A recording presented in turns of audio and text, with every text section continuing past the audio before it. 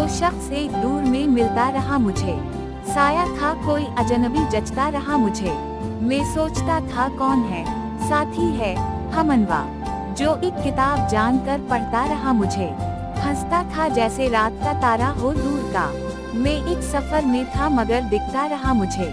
मैं टूट कर बिखर गया एक शाम की तरह, वो चाँद रात की तरह सुनता रहा मुझे। मैं मुस्तरिब, मैं मुंतशिर, मैं दर्द दर्द गम, वो शहर ना तमाम में चौंता रहा मुझे। मैं पत्थरों के देश में रहता था और वो शबनम की बूंद बूंद सा घोलता रहा मुझे।